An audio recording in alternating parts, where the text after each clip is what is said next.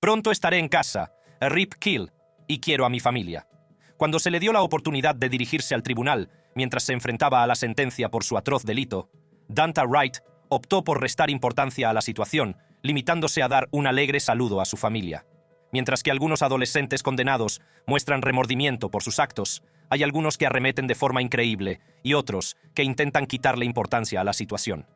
En el vídeo de hoy te mostraré cómo reaccionan los adolescentes ante las cadenas perpetuas. Nicholas Lindsay. Nicholas Lindsay nació el 18 de enero de 1995 en San Petersburgo, Florida. Desde una edad temprana, se enfrentó a numerosos retos y luchas que presagiarían el problemático camino que emprendería más tarde. Según los registros, Lindsay tenía antecedentes por delitos no violentos como hurto mayor y allanamiento de morada, lo que apuntaba a un patrón de delincuencia que acabaría escalando a un nivel espeluznante. La turbulenta trayectoria de Lindsay continuó durante sus años escolares. Aunque asistió a la escuela el día del tiroteo, se reveló que había faltado la asombrosa cantidad de 40 días durante el año escolar.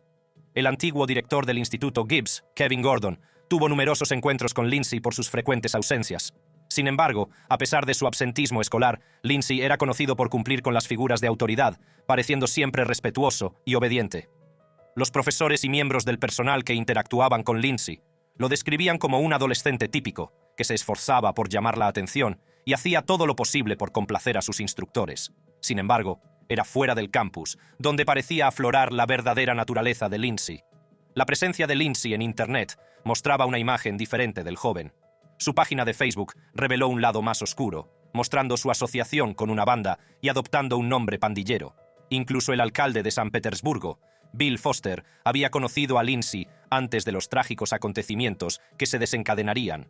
Durante un acto de acercamiento a la comunidad celebrado en 2010, Foster visitó la casa de Lindsay tras su primera detención por robo a gran escala.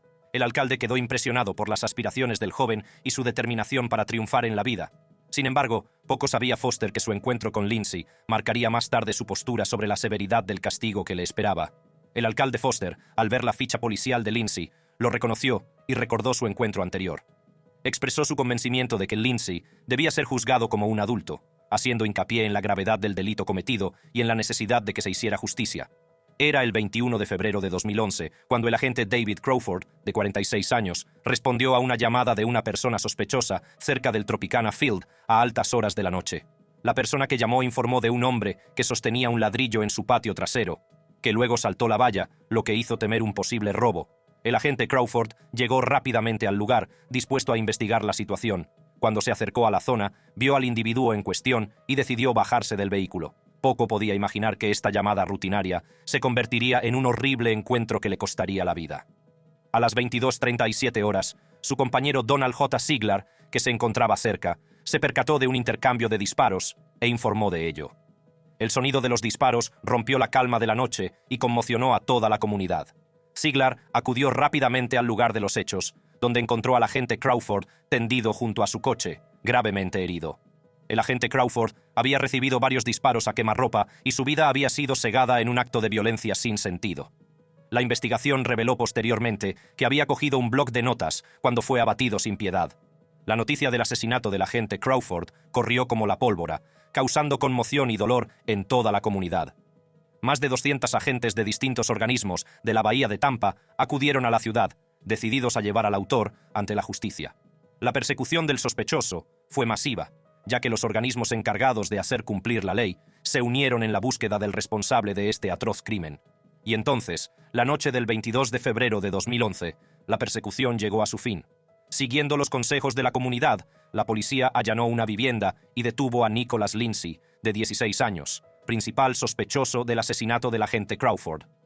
En un principio, Lindsay ofreció versiones contradictorias de los hechos, pero ante el peso de las pruebas en su contra, acabó por derrumbarse y admitir su implicación. Fue un momento escalofriante cuando Lindsay confesó el crimen, revelando detalles que coincidían con las pruebas reunidas por la policía. Admitió haber arrojado el arma utilizada en el asesinato a un arroyo cercano, en un intento desesperado por ocultar sus actos. La madre de Lindsay, Deneen Sweat, había sospechado de la implicación de su hijo en el tiroteo tras escuchar la descripción del sospechoso.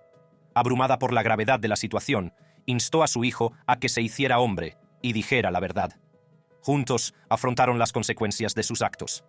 El asesinato del agente David Crawford conmocionó a toda la comunidad y dejó un vacío que nunca podrá llenarse. La pérdida de un agente de policía entregado a su trabajo, un hombre de familia que amaba a los caballos y a las personas y que trabajaba incansablemente en el turno de noche, dejó tras de sí a una esposa afligida y a una hija de 24 años.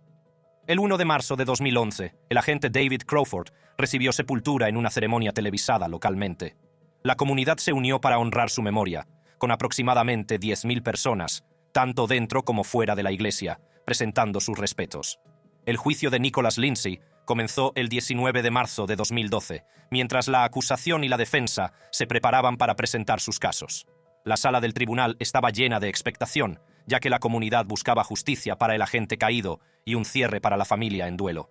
La estrategia del equipo de la defensa consistía en convencer al jurado de que se había producido un homicidio involuntario, presentando a Lindsay como un joven asustado, atrapado en una situación trágica.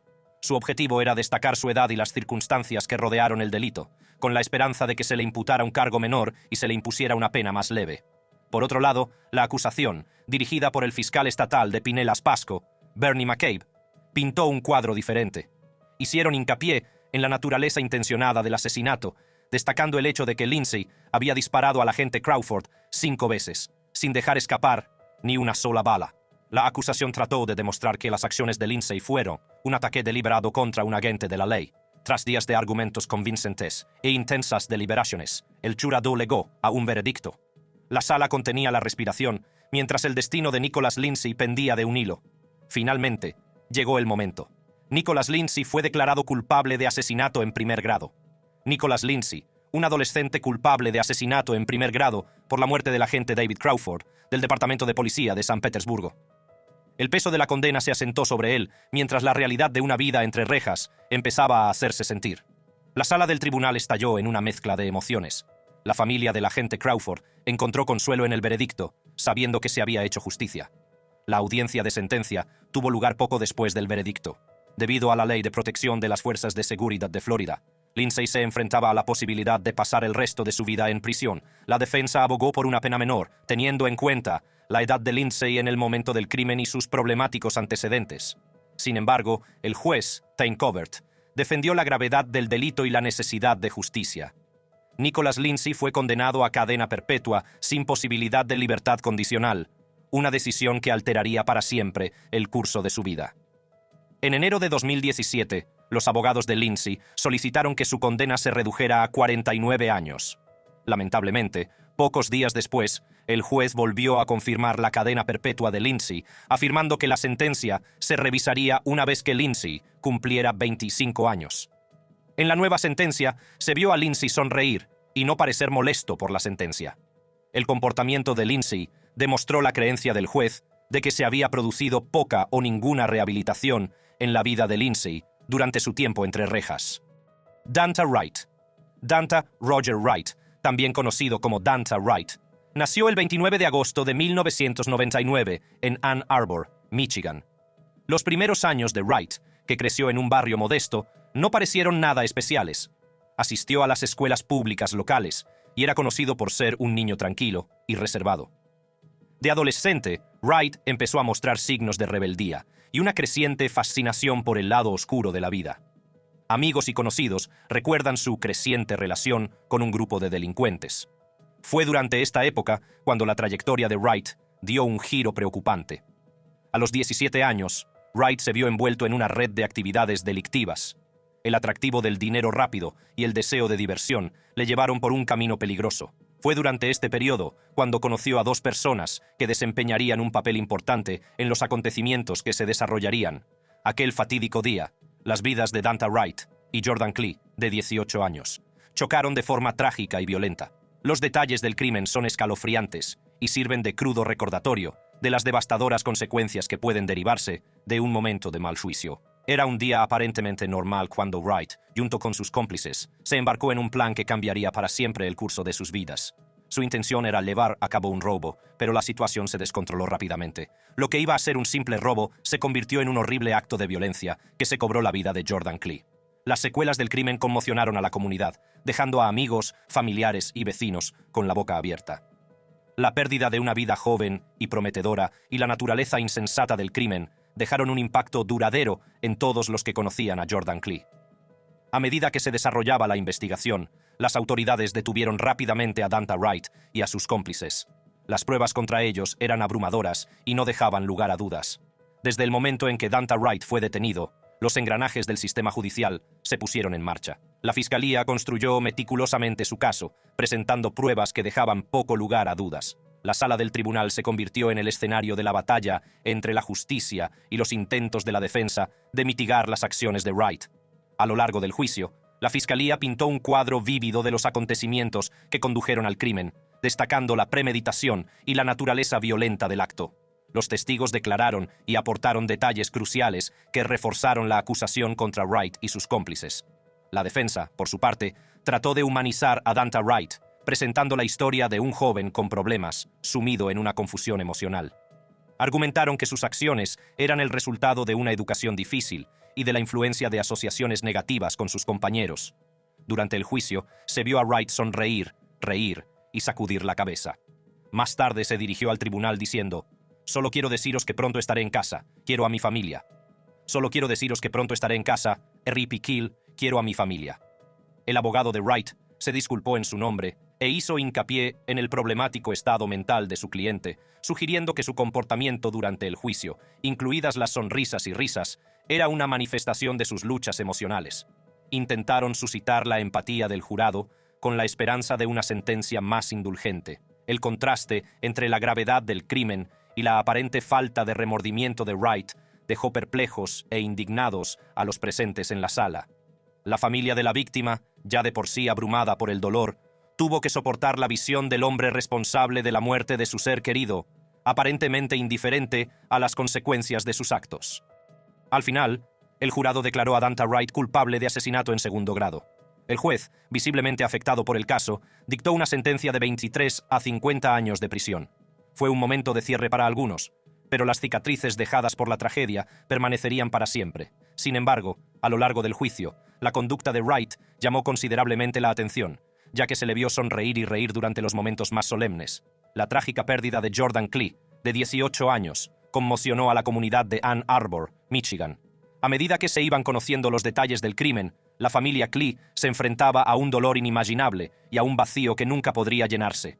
En sus declaraciones, la madre y el abuelo de Jordan Klee describieron de forma desgarradora la profunda pérdida que habían sufrido. Hablaron de una vida joven y vibrante truncada, de sueños rotos y de un futuro arrebatado.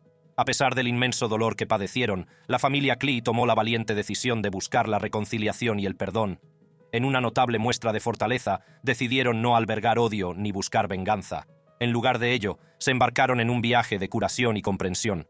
La respuesta de la familia Klee a la tragedia suscitó reacciones encontradas en la comunidad. Algunos admiraron su capacidad para encontrar el perdón, mientras que otros se esforzaron por comprender su capacidad de compasión ante una pérdida tan devastadora. El juez David S. Schwartz, que presidía el caso, consideró la posibilidad de rechazar el acuerdo de sentencia y enviarlo a juicio debido a la respuesta de la familia Klee.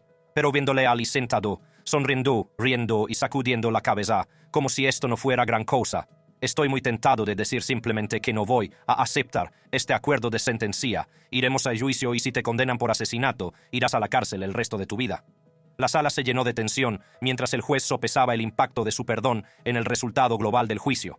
Finalmente, tras consultar con la Fiscalía, la familia Klee decidió seguir adelante con la sentencia acordada de 23 a 50 años de cárcel para Danta Wright. Fue una decisión difícil, que requirió una inmensa fortaleza y el compromiso de encontrar una solución. La condena de Danta Wright supuso un cierto cierre para la familia Klee, pero el impacto del trágico suceso sigue resonando en la comunidad. Amigos, vecinos e incluso desconocidos tuvieron que enfrentarse a la insensatez del crimen y a la fragilidad de la vida.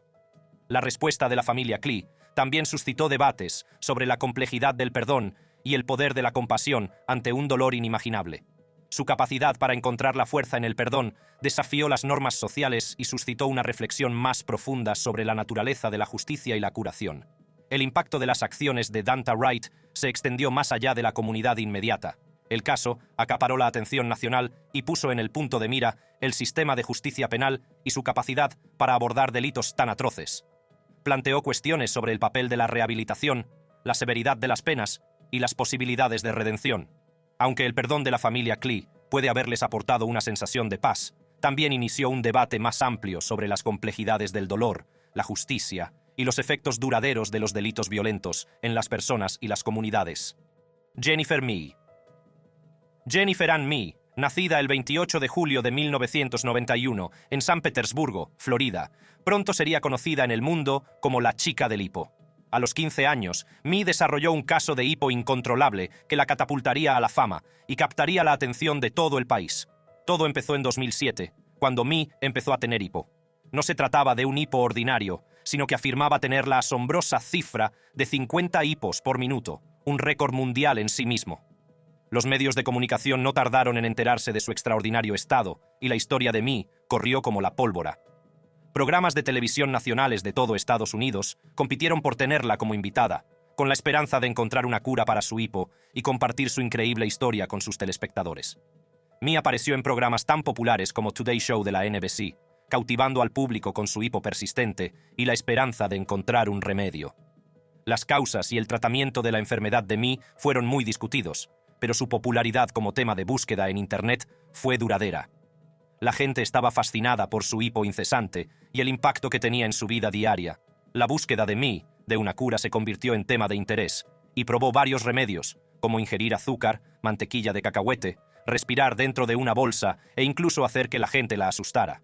Durante todo este tiempo, el hipo de Mee no solo fue una lucha personal, sino también una fuente de atención mediática. Su historia causó sensación y se convirtió en una estrella mediática, con periódicos y revistas que la llevaban a sus portadas. El mundo estaba cautivado por la chica del hipo y su búsqueda de una cura. Finalmente, después de meses de sufrir un hipo incesante, la búsqueda de una cura llevó a Mee hasta el doctor Bob Linde, que la trató con éxito. El hipo que la había atormentado durante tanto tiempo cesó por fin, poniendo fin a su extraordinaria batalla. Pero poco sabía el mundo que, tras el foco mediático, estaba a punto de emerger un lado más oscuro de Jennifer Mee. Tras la fachada de la chica con hipo, Jennifer Mee albergaba un siniestro plan que conmocionaría al país. Después de que se le pasara el hipo, Mee siguió buscando atención y cobertura mediática, pero esta vez sus intenciones dieron un giro oscuro. En junio de 2007, Mee se escapó de casa y apareció en los titulares de los periódicos de todo el país. Fue entonces cuando conoció a Lamont Newton, un hombre que se convertiría en su compañero de fechorías. El plan de Mee consistía en encontrar víctimas de robos en Internet y tenderles una trampa, y vio la oportunidad de convertir su recién adquirida notoriedad en un medio para llevar a cabo su siniestro plan. Gracias a su carismática personalidad y a su habilidad para manipular a los demás, Mee reclutó a Newton y a otro amigo, Laron Rayford, para que la ayudaran en sus actividades delictivas. Juntos formaban un peligroso trío, listo para aprovecharse de víctimas desprevenidas. Su plan era simple pero escalofriante. Mee atraía a las víctimas potenciales a una casa vacía, donde Newton y Rayford las acechaban. Armados con una pistola del calibre 38, estaban preparados para llevar a cabo sus siniestras intenciones. En 2010, el plan de Mee se puso en marcha cuando conoció por Internet a un hombre de 22 años. Lo invitó a su casa vacía, prometiéndole la oportunidad de un intercambio lucrativo. Poco sabía que este encuentro sería el último. Cuando la víctima, Shannon Griffin, llegó al lugar designado, Mee le condujo a la parte trasera de la casa, donde esperaban Newton y Rayford. La tensión en el ambiente era palpable mientras la víctima caía en una trampa sin saberlo. Sin previo aviso, el sonido de los disparos rompió el silencio. La víctima recibió 4 disparos, y el eco de los disparos reverberó en la casa vacía. La policía lucharía más tarde por determinar cuál de los sospechosos había apretado el gatillo, pero el resultado fue el mismo: una vida trágicamente truncada. Tras el crimen, se desató el caos. Mee, Newton y Rayford, que vivían juntos, fueron detenidos en cuestión de horas. El Departamento de Policía de San Petersburgo no tardó en armar el rompecabezas, y la verdad que se escondía tras el atroz acto empezó a desvelarse. Durante la investigación, Mee y sus cómplices admitieron su participación en el crimen. La impactante revelación conmocionó a toda la comunidad, y el país comprendió que la antaño famosa chica hipo se había convertido en un cerebro criminal. Ante la inminencia del juicio, el abogado de Mee, John Trevena, le ofreció un acuerdo para una condena de 15 años. Pero Mee lo rechazó. Durante el juicio, la acusación reprodujo una grabación de una llamada telefónica en la cárcel entre Mee y su madre. La escalofriante conversación causó escalofríos a los presentes en la sala. En la llamada, Mi confesó: «Yo no maté a nadie, yo lo preparé todo. Todo salió mal, mamá. Todo fue cuesta abajo después de que todo pasó, mamá. ¿A quién mataste? Yo no maté a nadie. Así que, ¿por qué demonios te acusan del asesinato de una persona porque yo lo preparé todo?» El peso de sus palabras flotaba en el aire, sin dar lugar a dudas sobre su implicación en el crimen. Además de la llamada incriminatoria, los expertos testificaron que se encontró ADN de mí en la camisa de la víctima. La presencia de su material genético en la ropa consolidó aún más su papel en los trágicos acontecimientos que se desarrollaron aquel fatídico día. La sala quedó conmocionada a medida que las piezas del rompecabezas iban encajando, dibujando una vívida imagen de la culpabilidad de mí. Sin embargo, la defensa contraatacó, presentando sus propios argumentos en un intento de influir en el jurado. El abogado de mí alegó que padecía esquizofrenia, una enfermedad mental que afectaba a su capacidad para comprender las consecuencias de sus actos. Argumentaron que su implicación en el crimen era consecuencia de su estado mental alterado. Otra estrategia de la defensa se centró en el hipo de mí, alegando que era un síntoma del síndrome de Tourette. La defensa argumentó que su enfermedad, unida a sus problemas de salud mental, nubló su juicio y contribuyó a su participación en el crimen. Pintaron el cuadro de una joven problemática, atrapada en las garras de la enfermedad mental e incapaz de comprender plenamente la gravedad de sus actos. El juez, reconociendo la importancia de estas afirmaciones, ordenó una evaluación psicológica para determinar la competencia de mí para ser juzgada. La evaluación concluyó que, a pesar de sus problemas de salud mental, era capaz de entender el proceso y ayudar en su defensa. En 2013, Jennifer Mee fue declarada culpable de asesinato en primer grado. Nosotros, el jurado, declaramos a la acusada, en este caso culpable de asesinato en primer grado, tal y como se le imputa. La sala del tribunal estalló en una mezcla de emociones cuando el peso del veredicto se asentó. Los coacusados de Mee, Lamont Newton y Laron Rayford, también fueron condenados por asesinato en primer grado. Los tres individuos, que habían vivido juntos como amigos, se enfrentaban ahora a una vida entre rejas. La antaño famosa Chica Hippo había sido declarada culpable de asesinato en primer grado y condenada a cadena perpetua sin posibilidad de libertad condicional. Se la vio derramar lágrimas profusamente mientras se leía su sentencia. El abogado de Mee había luchado incansablemente, solicitando un nuevo juicio con la esperanza de anular el veredicto. Sin embargo, sus esfuerzos se toparon con la decepción, ya que la petición fue denegada. El juez confirmó la sentencia original, consolidando el destino de Mee entre rejas. T.J. Lane. T.J. Lane nació en un mundo de confusión y violencia. Sus padres, Thomas Lane Jr. y Sarah Nolan, no eran ajenos a los problemas.